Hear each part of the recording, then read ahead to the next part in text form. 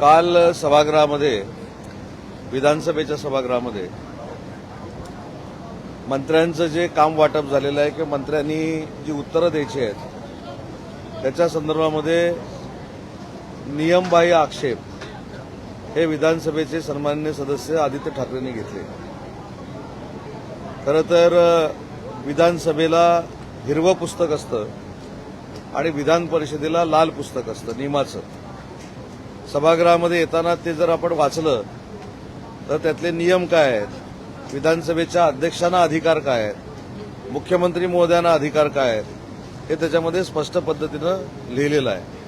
परंतु सभागृहामध्ये असताना किंवा येत असताना ते वाचणं गरजेचं आहे आणि म्हणून त्या नियमातला काही जो भाग आहे तो कुठेही चुकीची वस्तुस्थिती जनतेसमोर येऊ नये किंवा नियमबाह्य आम्ही काही कामकाज करतोय अशा पद्धतीचा फेक नरेटिव्ह सेट होऊ नये यासाठी मी काही जे नियम आहेत ते आपल्याला फक्त वाचून दाखवतो। आपल्या नियमामध्ये सामूहिक जबाबदारीचे तत्व कलम 164 आहे।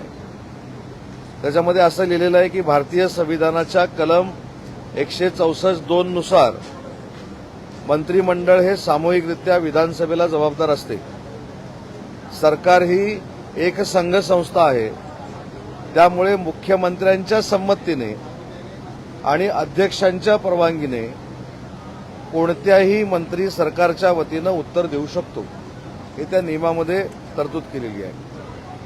दुसरी महत्वाची गोष्ट याच्यामध्ये अशी आहे की मग जर मुख्यमंत्री महोदय याची शिफारस करतात तर उदय सामंत नगरविकास खात्याचा प्रभारी मंत्री म्हणून जे उत्तर देतोय ते योग्य आहे की अयोग्य आहे ते देखील मी आपल्याला सांगतो। ही नियमावली आहे आता मी दाखवली ती, आणि हे माननीय एकनाथ शिंदे साहेबांनी मुख्यमंत्र्यांना लिहिलेलं पत्र आहे आणि त्या पत्रावर मुख्यमंत्री महोदयांनी सचिव 1 विधानमंडळ सचिवालय कार्यवाही करा अशा पद्धतीचा शेरा लिहिलेला आहे।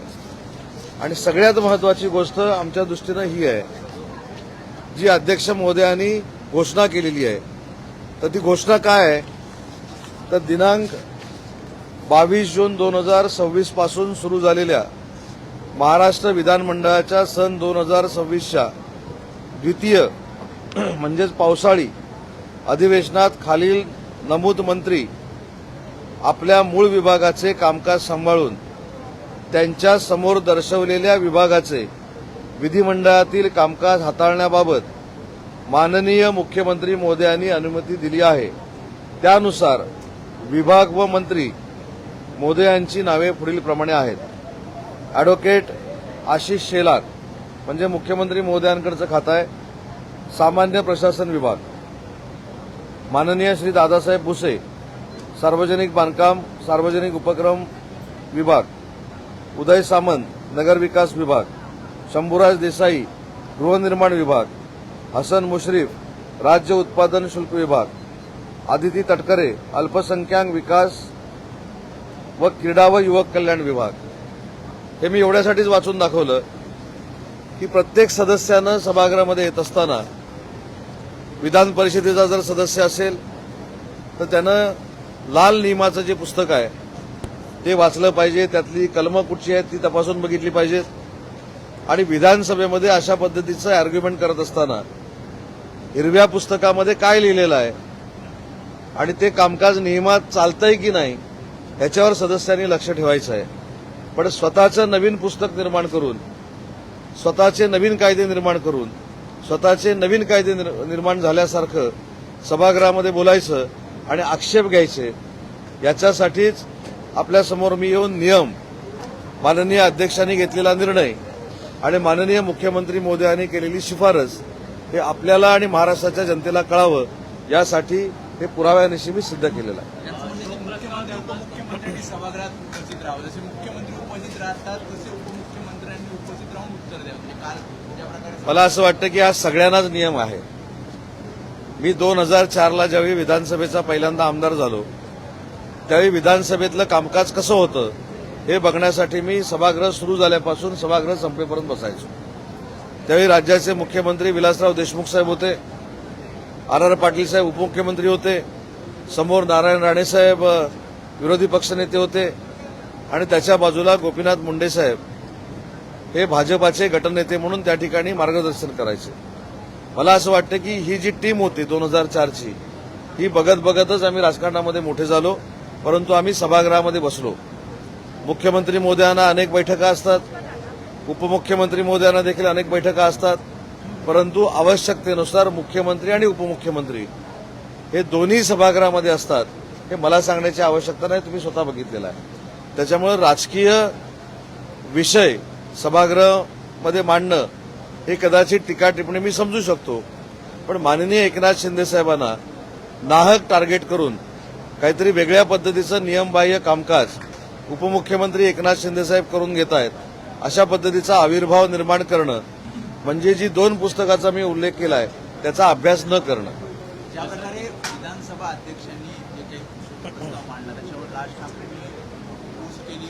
त्यांचं म्हणणं आहे की मराठी भाषेचा शोकप्रस्ताव एक प्रकारे त्यांनी मांडला, ज्या प्रकारे मराठी बोलताना त्यांनी चुका केल्या.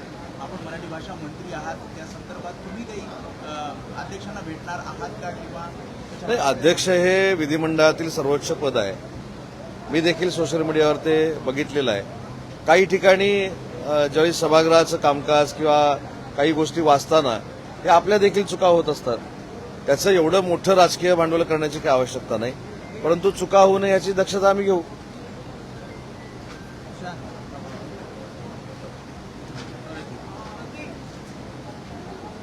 सर, नाफेड संदर्भात एक बातमी आहे. कांदा खरेदीला शेतकऱ्यांनी आता शेतकऱ्यांनी व्यापारी यामध्ये वाद कांदा प्रश्न जो आहे त्याच्याबाबत स्वतः फडणवीस मंत्री कॅबिनेटमध्ये अनेक वेळा आपली भूमिका मांडत असतात.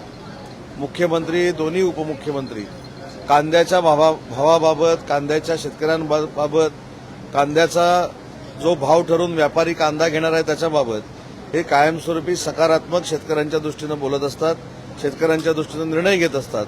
परंतु व्यापारी आणि कांदा उत्पादक शेतकरी याच्यामध्ये जर काय कॉन्ट्रोव्हर्शियल सिच्युएशन निर्माण झाली असेल तर स्वतः त्या विभागाचे मंत्री त्याच्यामध्ये लक्ष घालतील.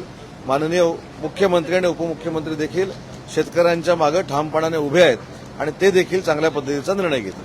काल रात्रीपासून पडणाऱ्या पावसामुळे अक्षरशः मुंबईची दारणं झालेली आहे. अनेक ठिकाणी सखल भागामध्ये पाणी साचलेलं आहे. आता ठाकरे गटावर टीका सुरू करण्यात आम्ही असताना आमच्यावर टीका करण्यात अशा नैसर्गिक आपत्तीच्या वेळी किंवा पाऊस पडला हे कोण नाकारतंय का? कोणी नाकारत नाही. आज मी रत्नागिरीच्या कलेक्टरकडनं रत्नागिरी जिल्ह्याचा आढावा घेतला, सिंधुदुर्गातल्या लोकांची देखील चर्चा केली, रायगडच्या लोकांची देखील चर्चा केली.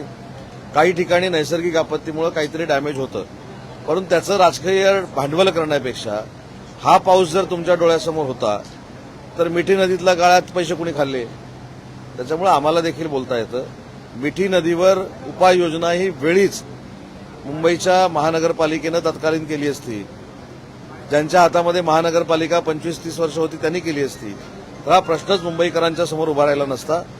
मिठी नदीच्या गाळामध्ये गैरव्यवहार करणाऱ्या लोकांनी आम्हाला सल्ला द्यायची आवश्यकता नाही. आम्ही मुंबईकरांच्या विकासाशी बांधील आहोत. मुंबईकरांना जे पाहिजे ते करून देण्यासाठी आम्ही सक्षम आहोत. नैसर्गिक आपत्तीमुळे काही जर गोष्टी घडल्या असतील तर त्याचे देखील सरकार निर्देश महानगरपालिकेला देईल आणि महायुतीची जी महानगरपालिका आहे ती मुंबईकरांची अतिशय चांगल्या पद्धतीनं काळजी घेईल.